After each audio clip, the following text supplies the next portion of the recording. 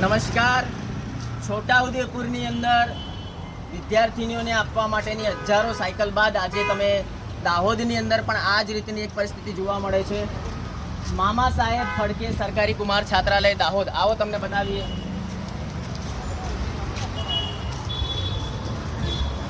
હજારોની સંખ્યામાં આ સાયકલ જુઓ, અહીંયા ધૂળ ખાઈ રહી છે. આ જંગલ જેવું ઘાસ સુધી નીકળ્યું છે.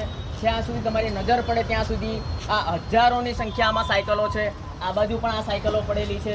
આ તરફ પણ તમે જુઓ, જ્યાં જુઓ ત્યાં સાયકલો પડેલી છે. આ સાયકલો શાળા પ્રવેશ ઉત્સવ 2023માં બાળકીઓને આપવાની હતી. 2023નું વર્ષ પણ પતી ગયું, 2024નો શાળા પ્રવેશ ઉત્સવ પણ પતી ગયો. છતાં પણ આ હજારોની સંખ્યામાં જે આ સાયકલ છે, આ સાયકલો હવે આપવાને લાયક પણ નહીં નથી. બિલકુલ ભંગાર પરિસ્થિતિની અંદર આવી ગઈ છે. દાહોદ શહેરની અંદર મુખ્ય માર્ગની ઉપર ITIની બાજુમાં જ કલેક્ટરશ્રીનું નિવાસ પણ છે. તો આજે અમે આ મીડિયાના માધ્યમથી ગુજરાત રાજ્યના મુખ્યમંત્રીશ્રીને એક રજૂઆત કરવા માંગીએ છીએ કે સાહેબ, આ હજારોની સંખ્યામાં સાયકલ આ તમે જુઓ કે જેની અંદર ઘાસ પણ એટલું મોટું થઈ ગયું છે. અહીંયાના સ્થાનિક લોકોને પૂછતા જાણવા મળ્યું છે કે લગભગ 2 વર્ષ કરતાં વધુ સમયથી આ સાયકલો અહીંયા પડી છે. તો આ સાયકલો અહીંયા શા માટે પડી છે? આ સાયકલોને વિતરણ શા માટે નથી કરવામાં આવ્યું?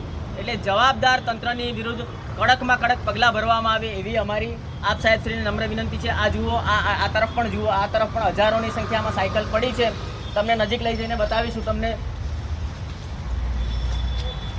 આ જુઓ, આ સાયકલ શાળા પ્રવેશ ઉત્સવ 2023ની છે.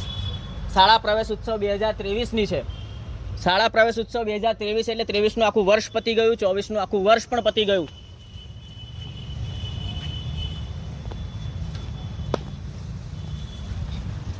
એટલે માનનીય મુખ્યમંત્રી સાહેબ, આદિવાસી વિસ્તારની અંદર આદિવાસી વિદ્યાર્થીનીઓ સારું શિક્ષણ મેળવે, 8મું ધોરણ પાસ કરી અને 9મા ધોરણમાં પોતાના ગામમાં શાળાની વ્યવસ્થા ન હોય તો અન્ય ગામમાં જવું પડતું હોય છે. તો એમને આવવા જવાની વ્યવસ્થાના ભાગરૂપે આ સાયકલો આપવાની હોય છે. તો આ દાહોદ જિલ્લાની આદિવાસી બાળકીઓને આ સાયકલો શા માટે નથી આપવામાં આવી? એટલે આ સાયકલો વિતરણની જેની જવાબદારી હોય એ જવાબદાર અધિકારીને કડકમાં કડક સજા થાય.